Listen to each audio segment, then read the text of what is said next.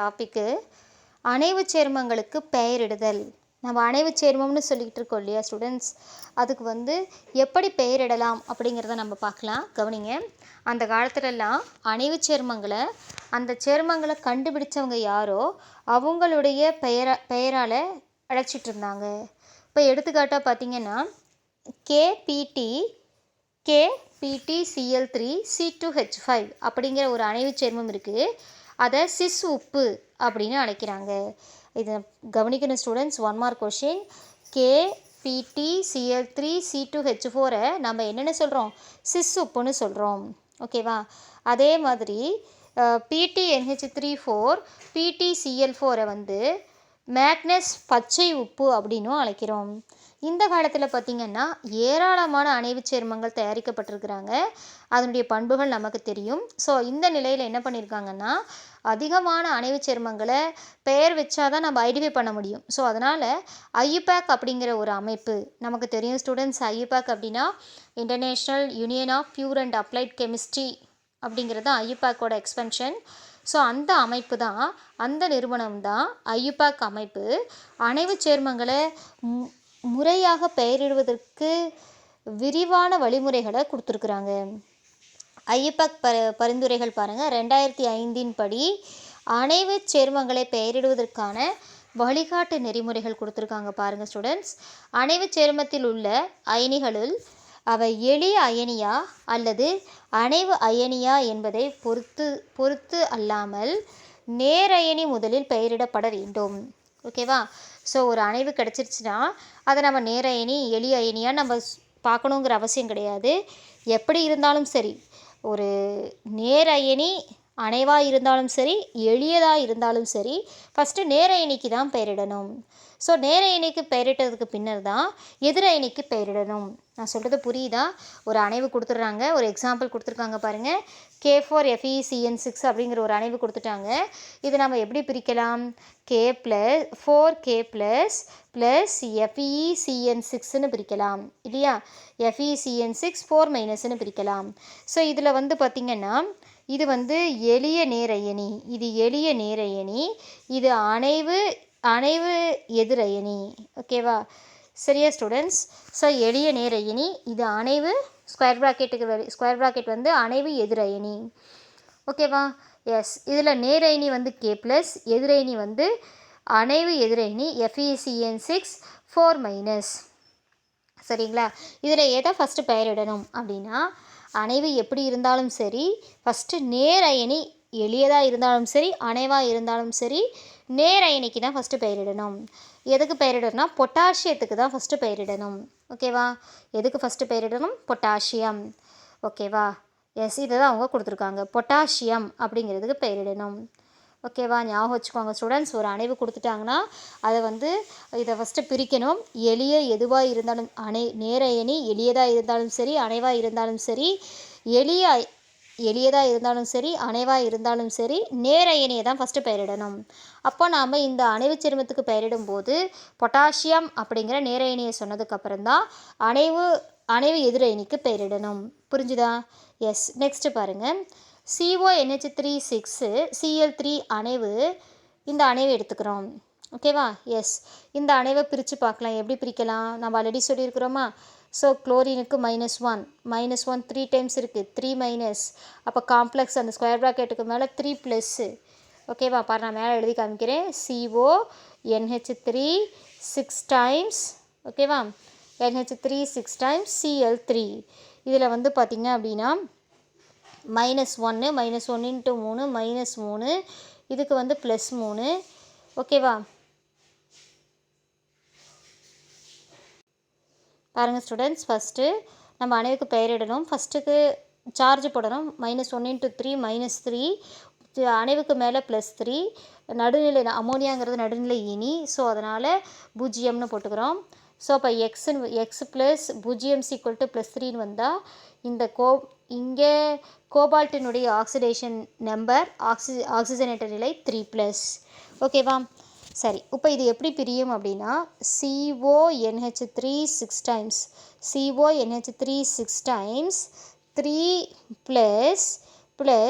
+ 3Cl minus அப்படின்னு பிரியுது. So அணைவு நேரயனி, அணைவு நேரயனி, எளிய எதிரயனி. இதில் அணைவு நேரயனி, எளிய எதிரயனின்னு பிரியுது. ஓகேவா? சரி, இப்போ இந்த இடத்துல நேரயனி என்னவா இருக்குன்னா அணைவாக இருக்குது. ஸோ எதுவாக இருந்தாலும் சரி, அணைவாக இருந்தாலும் சரி, மேல் சொன்ன எடுத்துக்காட்டில் சொன்ன மாதிரி எளிய அயனியாக இருந்தாலும் சரி, ஃபஸ்ட்டு நேரயனிக்கு தான் பெயரிடணும். ஓகேவா? அப்போது இந்த அணைவுக்கு பெயரிட்டதுக்கு அப்புறம்தான், அணைவு நேரயனிக்கு பெயரிட்டதுக்கு அப்புறம்தான் இந்த எதிரயனிக்கு பெயரிடணும். புரியுதா? எஸ். சரி, நெக்ஸ்ட்டு பாருங்கள். இன்னொரு எக்ஸாம்பிள் கொடுத்துருக்குறாங்க. PtNH3 4 டைம்ஸ் PtCl4 அப்படிங்கிற அணைவு கொடுத்துட்டாங்க. ஸோ இதில் நேரயனி முதலில் பெயரிட வேண்டும், பின்னர் அணைவு எதிரயனி பெயரிட வேண்டும்னு சொல்கிறாங்க. இது எப்படி பிரியும் அப்படின்னா, கவனிக்கணும் students. PtNH3, okay, NH3 4 times PtCl4 அப்படின்னு இருக்குது. மிஸ் இதில் எப்படி மிஸ் நான் அதுக்கு அணைவு எதிர்மின் சுமை உடையது, அணைவு நேர்மின் சுமை உடையதுன்னு எப்படி தெரிஞ்சுக்கிறது அப்படின்னா, அதுக்குள்ளே இருக்கக்கூடிய ஈனியை வச்சு சொல்லலாம். இது 0, ஓகேவா? இதனுடைய மின்சுமை 0 ஸ்டூடெண்ட்ஸ். இதுக்கு 2+. இப்போ இங்கே ஈனி நடுநிலைத்தன்மை உடையதாக இருக்கிறதுனால இதுக்கு 2+ன்னு போடுறேன். இதுக்கு 2+னால் கண்டிப்பாக அதுக்கு பக்கத்தில் இருக்க இன்னொரு அணைவுக்கு 2- தான் போடணும். ஸோ எப்படி அப்படின்னா, குளோரினுக்கு -1, -1 4 டைம் இருக்குது. ஓகேவா? அப்போ 4 × -1 × 4 4 -4. ஸோ இங்கே +2. அப்போ 2ல் 4 போயிட்டா +2ல் -4 போனால் -2. நான் சொல்கிறது புரியுதா ஸ்டூடெண்ட்ஸ்? ஸோ இப்போ நீங்கள் என்ன பண்ணணும்னா, பிளாட்டினத்துடைய மின்சுமை 2, நெக்ஸ்ட்டு குளோரினுடைய மின்சுமை -4. ஸோ -4. ஸோ நான் +2லேருந்து -4 கழிச்சா -2. ஓகேவா? புரியுதா ஸ்டூடெண்ட்ஸ்? இப்போ இதில் பார்த்தீங்கன்னா இது எப்படி பிரியும்னா, முன்னாடி இருக்கிற PtNH3 4 டைம்ஸ் 2+ங்கிறது அணைவு நேரயனி. ஸோ PtCl4 2- அணைவு எதிரயனி. ஓகேவா? ஸோ அணைவு நேரயனிக்கு தான் முதல்ல பெயரிடணும், அப்புறமேட்டு தான் PtCl4 2- அணைவு எதிரயனிக்கு பெயரிடணும். ஸோ மேற்கொண்ட எடுத்துக்காட்டில் 3 எடுத்துக்காட்டுலையும் பார்த்தீங்கன்னா, ஃபஸ்ட்டு எடுத்துக்காட்டில் K+ அப்படிங்கிறது அணைவு K4FeCN6ல் பார்த்தீங்கன்னா நேரயனிங்கிறது எளிய நேரயனியாக இருந்துச்சு. ரெண்டாவது எடுத்துக்காட்டில் அணைவு நேரயனி இருந்துச்சு.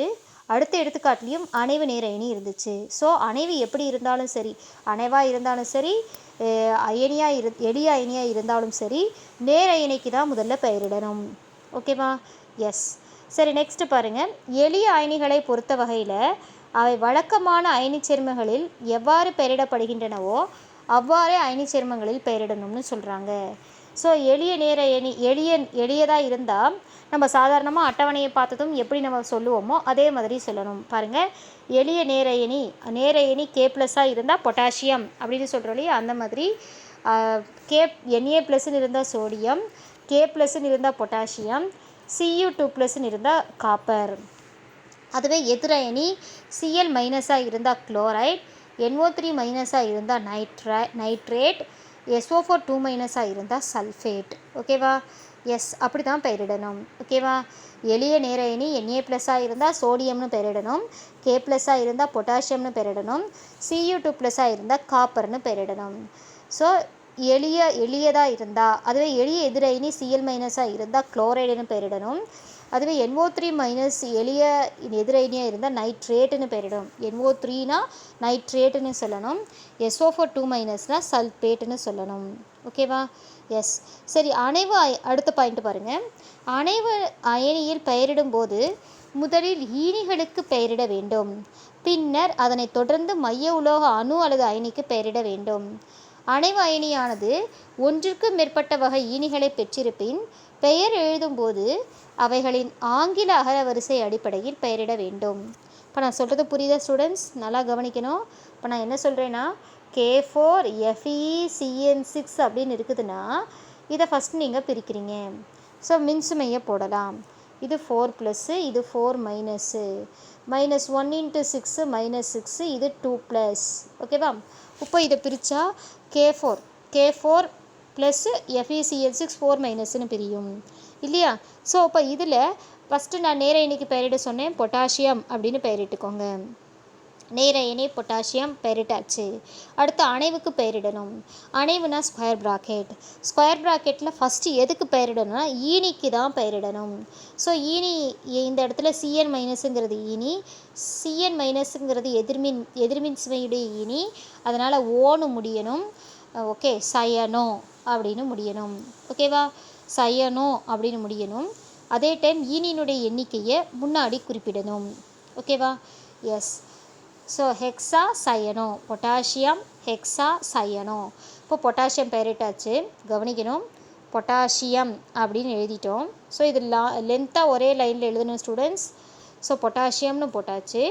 நெக்ஸ்ட்டு அணைவுக்கு பெயரிடணும். அணைவில் ஈனிக்கு பெயரிடணும். ஈனி எத்தனை ஈனி இருக்குது? 6 ஈனி இருக்குது.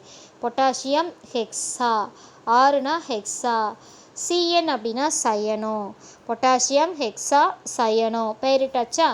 ஸோ அடுத்து மைய உலோக அயனிக்கு பெயரிடணும். ஸோ நேர எண்ணிக்கு பெயரிட்டாச்சு, அணைவில் ஈனிக்கு பெயரிட்டாச்சு. ஈனியினுடைய எண்ணிக்கையை முன்னாடி போட்டு ஹெக்ஸா அப்படின்னு சொல்லிட்டோம். ஈனியினுடைய பெயர் சயனோ.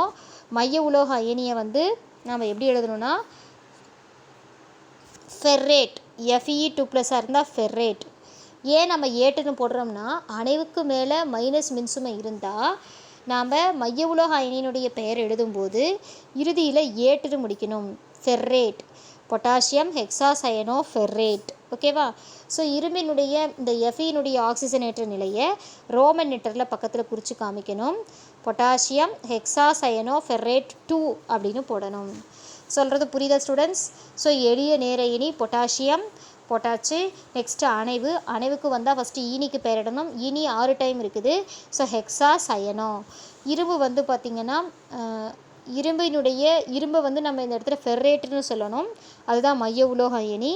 மைய உலோக அயனியை நான் ஏன் ஃபெர்ரேட்டுன்னு குறிப்பிட்றேன் அப்படின்னா ஸோ அணைவுக்கு மேலே மைனஸ் மின்சுமை இருந்தால் நாம் மைய உலோக அயனியுடைய பெயரில் ஏட்டுன்னு முடியணும். ஃபெர்ரேட், அந்த இரும்பின் இந்த Feனுடைய ஆக்சிஜனேற்ற நிலை +2, அதை ரோமன் குறியீட்டில் 2ன்னு குறிக்கிறோம். ஸ்டூடெண்ட்ஸ், பொட்டாசியம் ஹெக்ஸா சயனோ ஃபெர்ரேட் 2 மைய உலோக அயனியினுடைய ஆக்சிஜனேற்ற எண்ணை ரோமன் லெட்டரில் அந்த பெயருக்கு பக்கத்திலேயே குறிப்பிடணும். ஸோ இப்போ K4FeCN6ஓட IUPAC பெயர் என்னென்னா பொட்டாசியம் ஹெக்ஸா சயனோ ஃபெர்ரேட் 2. ஓகேவா? எஸ். சரி, பாருங்கள். நெக்ஸ்ட் எக்ஸாம்பிள் பாருங்கள். பெயரிடுதல் பாருங்கள். ஸோ ஈனிகளை பெயரிடுதல். ஓகேவா? எதிர் ஈனிகளின் பெயர் ஓ என்ற எழுத்தில் முடிவடைய வேண்டும். இப்போ நம்ம சொன்னோம் இல்லையா, சிஎன் மைனஸ் சயனோ அப்படின்னு சொன்னோமா, அந்த மாதிரி மைனஸ் மின்சுமை இருக்கக்கூடிய ஈனியாக இருந்தால், எதிர்மின் சுமை இருக்கக்கூடிய ஈனியாக இருந்தால் ஓன்னு முடியணும். ஸோ அதுவே நேர்மின் சுமை இருக்கக்கூடிய ஈனியாக இருந்தால் ஐயுஎம்னு முடியணும். ரொம்ப முக்கியம் ஸ்டூடெண்ட்ஸ், நல்லா கவனிக்கணும். ஐயுஎம்னு முடியணும்.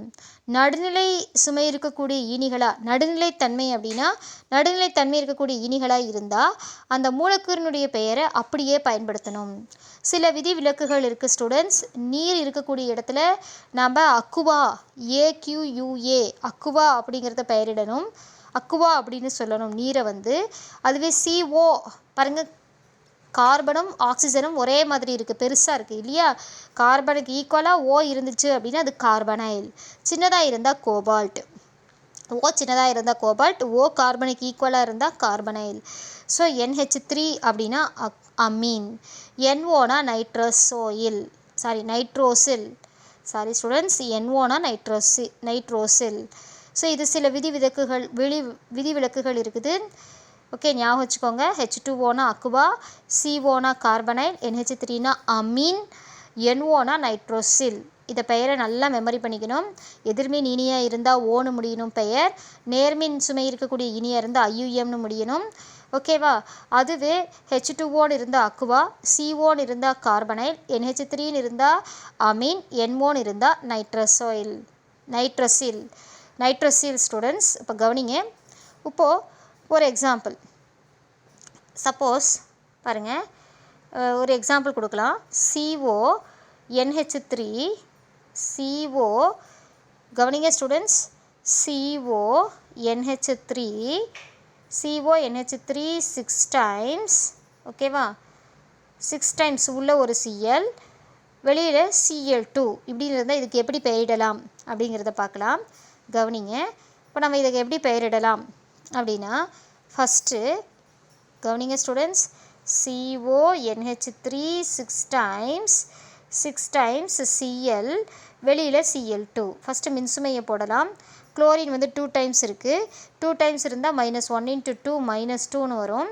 இதுக்கு மேலே 2 +ன்னு வரும். ஓகேவா? குளோரினுக்கு -1 போட்டுக்கோங்க. இது வந்து நடுநிலை மின்சுமை உடையது. X -1 x + 0 -1 = +2. பாருங்கள், எக்ஸு -1 = +2. ஸோ இந்த பக்கம் இருக்கிற -1 அந்த சைடு வந்தால் +2 +1. ஸோ எக்ஸு வந்து பார்த்திங்கன்னா +3ன்னு மாறிடும். ஸோ இப்போ பார்த்திங்கன்னா கோபால்ட்டுடைய மின்சுமை +3. சரி, இப்போ பெயரிடலாம். இப்போ இதை பிரித்தா அணைவு நேரயனி, எளிய எதிரயனி வரும். ஸோ நேரயனிக்கு பெயரிடணும். ஸோ இப்போ பெயரிடலாம். எப்படி பெயரிடலான்னு பாருங்கள். இப்போது ஃபஸ்ட்டு நேரயனியில் ஈனிக்கு தான் பெயரிடணும்னு சொன்னேன். ஸோ ஈனி வந்து பார்த்திங்கன்னா 2 வகையான ஈனி இருக்குது. NH3ங்கிறது நான் இப்போ அமைன் அப்படின்னு சொன்னேன். ஓகேவா? அடுத்து ரெண்டாவது ஈனி வந்து Cl, குளோரோ அப்படின்னு பெயரிடணும். ஓகேவா? ஸோ அப்போ நம்ம என்ன பெயரிடணும்னா ஹெக்ஸா. ஃபஸ்ட்டு வந்து இது வந்து அமைன்னா A, குளோரோனா C. அப்போ இதில் எது ஃபஸ்ட்டு வரணும்னா ஏ தான் ஆல்ஃபபெட்டிக் ஆர்டரில் ஃபஸ்ட்டு வரணும். ஸோ ஒன்றுக்கு மேற்பட்ட ஈனிகள் இருந்தால் அதில் ஆல்ஃபபெட்டிக் ஆர்டரில் ஏங்கிற லெட்டர் வரக்கூடிய ஈனியை தான் ஃபஸ்ட்டு பெயரிடணும். அமைன் எத்தனை டைம் இருக்குது? 6 டைம் இருக்குது. NH3ங்கிறது அமைன் எத்தனை டைம் இருக்குது? 6 டைம் இருக்குது. ஸோ அப்போ அப்படி என்னென்னு பெயரிடணும்? ஹெக்ஸா அமைன்னு பெயரிடணும். ஓகேவா? ஃபஸ்ட்டு என்னென்ன பெயரிடணும்? Hexa amine. இப்போ இங்கே எழுதுகிறேன் பாருங்கள். ஹெக்ஸா போட்டாச்சு. Next amine. ஹெக்ஸா அமீன் போட்டாச்சா? எஸ். நெக்ஸ்ட்டு Clனா குளோரோ. ஹெக்ஸா அமைன் குளோரோன்னு போட்டாச்சு. ஹெக்ஸா அமைன் குளோரோ போட்டுட்டோம். நெக்ஸ்ட்டு மைய உலோக அயனி. ஸோ அப்போ நம்ம 2 ஈனி இருந்துச்சு ஸ்டூடெண்ட்ஸ். ஒன்று NH3, ஒன்று Cl, இன்னொன்று Cl. ஸோ ஆல்ஃபபெட்டிக் ஆர்டரில் ஏ தான் ஃபஸ்ட்டு வரணும். அமீன் போட்டாச்சு. நெக்ஸ்ட்டு Cl, குளோரோ போட்டாச்சு. Hexa ammine chloro. ஓகேவா? நெக்ஸ்ட்டு மைய உலோக அயனி cobalt. Hexa ammine chloro cobalt. ஏன் நான் அதனுடைய பெயரை அப்படியே கோபால்ட்டுன்னே போட சொல்கிறேன்னா, ஸ்கொயர் ப்ராக்கெட்டுக்கு மேலே 2+ தான் இருக்குது. ஸ்கொயர் ப்ராக்கெட்டுக்கு மேலே நேர்மின் சுமை இருந்தால் நம்ம மைய உலோக அயனியினுடைய பெயர் எழுதும்போது அதனுடைய பெயரை அப்படியே பயன்படுத்தணும். ஓகேவா? ஸ்கொயர் ப்ராக்கெட்டு அப்படின்னா அணைவுக்கு மேலே நேர்மின் சுமை இருந்தால் மைய உலோக அயனியினுடைய பெயர் எழுதும்போது அதனுடைய பெயரை அப்படியே பயன்படுத்தணும். இப்போ என்னென்னு போடணும்? கோபால்ட்டுன்னு பெயரிடணும். என்னென்னு பெயரிடணும்? கோபால்ட். ஓகேவா? So hexa ammine chloro cobalt. ஓகேவா? கோபால்ட்டுன்னு மைய உலோக அயனியினுடைய பெயரை அப்படியே போட்டோம். ஏன் அப்படியே போட்டோம்னா அணைவுக்கு மேலே நேர்மின் சுமை, ஸ்கொயர் ப்ராக்கெட்டுக்கு மேலே நேர்மின் சுமை, அதனால் அப்படியே மைய உலோக அயனியுடைய பெயரை அப்படியே எழுதிட்டோம். சரி, அதனுடைய ஆக்சிஜனேற்ற நிலை என்னென்னு போட்டிருக்கோம்? 3+. ஸோ 3+ஐ நம்ம ரோமன் லெட்டரில் குறிக்கணும். ஓகேவா? So hexa ammine chloro cobalt 3 அப்படின்னு போட்டாச்சு. சரி, இப்போ Cl 2Cl-, அதான் Cl இருக்கு இல்லையா? இது 2Cl- இருக்கா? Cl 2 டைம்ஸ் இருக்குதா இல்லையா? 2Cl-. அப்போ Cl வந்தாலும் சரி, Cl2 வந்தாலும் சரி, Cl3 வெளியே எளியதாக வந்தாலும் சரி, நாம் அதை என்னென்னு சொல்லணும்? குளோரைடு அப்படின்னு பெயரிடணும். ஓகேவா? ஸோ குளோரைடு அப்படின்னு பெயரிடணும். So hexa ammine chloro cobalt 3 chloride. ஓகேவா? என்னென்னு பெயரிடணும்? குளோரைடு. ஓகேவா? இங்கே கீழே பாருங்கள், பேர் எழுதுங்க ஸ்டூடெண்ட்ஸ். என்னென்ன பெயரிட போகிறீங்க? குளோரைடு. ஓகேவா? ஸோ அப்போ இந்த அணைவு சேர்மத்தினுடைய CONH3 6 Cl2வினுடைய ஐயுபேசி பெயர் என்னென்னா hexa ammine chloro cobalt 3 chloride. நான் சொல்கிறது புரியுதா ஸ்டூடெண்ட்ஸ்? புரியலன்னா எகெயின் ஒன்ஸ் இண்டிவிஜுவலாக கால் பண்ணி கேட்டு கிளியர் பண்ணிக்கோங்க ஸ்டூடெண்ட்ஸ். ஹெக்ஸா அமீன் குளோரோ, இந்த இடத்துல நம்ம குளோரோன்னு சொல்லலாம், மோனோக்ளோரோன்னு சொல்லலாம். Hexa ammine chloro cobalt 3 chloride. Okay, புரியுதா ஸ்டூடெண்ட்ஸ்?